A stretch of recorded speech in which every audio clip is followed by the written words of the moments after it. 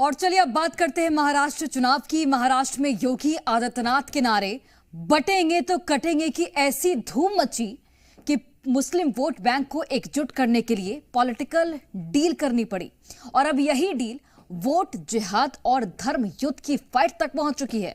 Vote जिहाद के नाम पर बीजेपी ने महाराष्ट्र में धर्म युद्ध का ऐलान कर दिया है, तो वहीं ओवैसी महाराष्ट्र में गृह युद्ध की नीति के साथ सेंधमारी की कोशिश कर रहे हैं। महाराष्ट्र में चुनावी घमासान की तस्वीरों के साथ देखिए हमारी ये खास रिपोर्ट।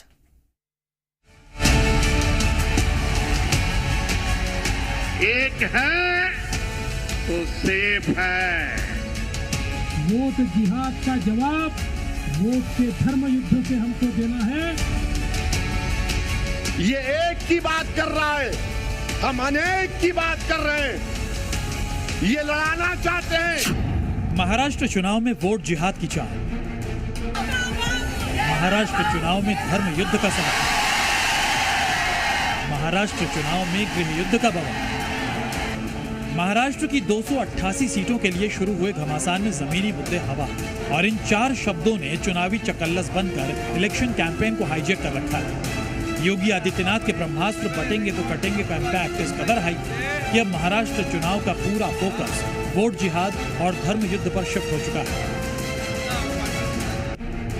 हिंदुत्व के कोर एजेंडे पर चलने वाले बीजेपी के नेता महाराष्ट्र विधानसभा में खुलकर खेल रहे हैं और महाराष्ट्र में जीत के लिए आतुर विपक्ष की मुस्लिम वोटों के साथ लामबंदी पर जोरदार प्रहार कर रहे हैं।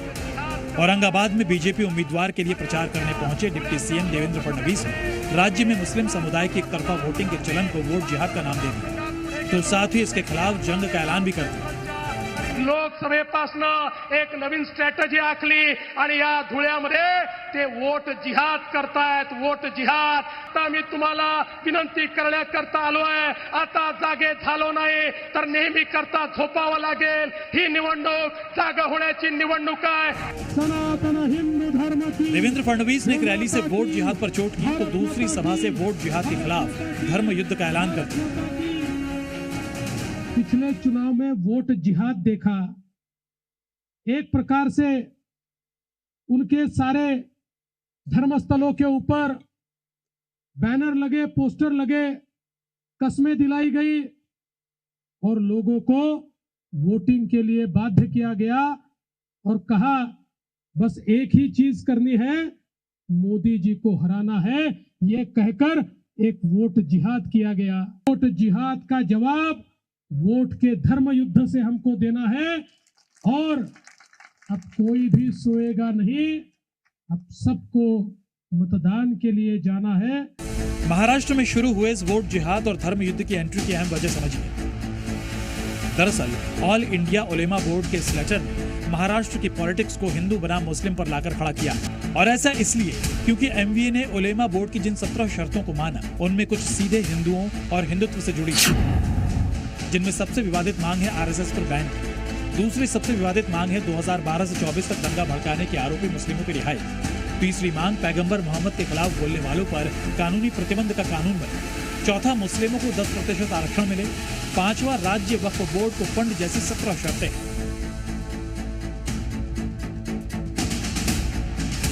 ऑल इंडिया उलेमा बोर्ड की सशर्त समर्थन की चिट्ठी मिलते ही शरद पवार की पार्टी और कांग्रेस ने अपनी रजामंदी भी जाहिर कर दी।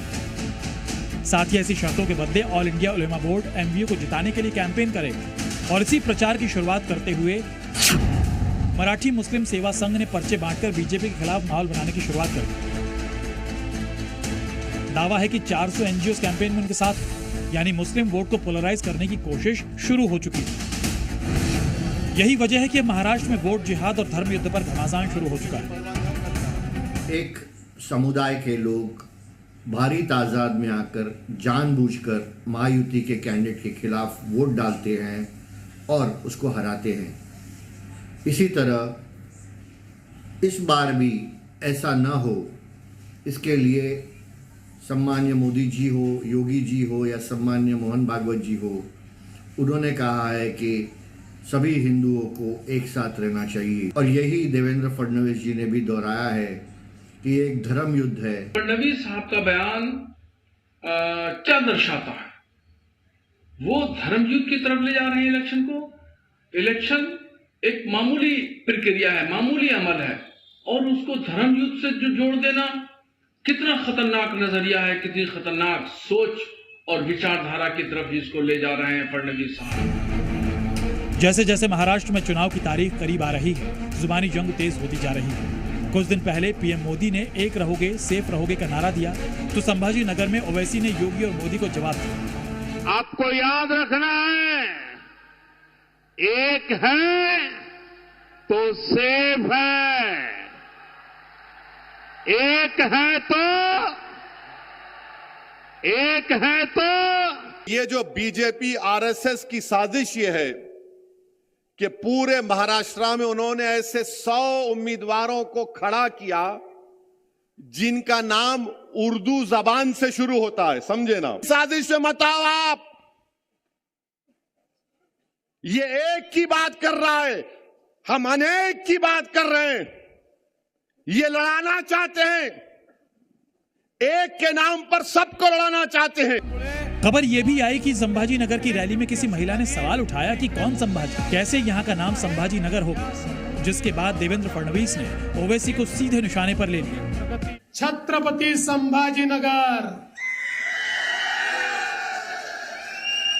सुन लो ओवैसी, छत्रपति संभाजी नगर। किसी का बाप भी पैदा हुआ, अब ये नाम नहीं बदल सकता। संभाजी नगर में ओवैसी की रैली बयां कर रही है कि महाराष्ट्र में अपनी जगह बनाने के लिए एआईएमआईएम चीफ गृह युद्ध की नीति अपना रहे हैं। ओवैसी मुस्लिम वोट बैंक से इतर भी मराठा और मराठी वोट बैंक को अपने पाले में करके महाराष्ट्र की सियासत में जमीन तलाश रहे हैं। और इस बार महाराष्ट्र का मुकाबला आमने सामने का नहीं बल्कि त्रिकोणीय हो सकता है। ब्यूरो रिपोर्ट, जी मीडिया।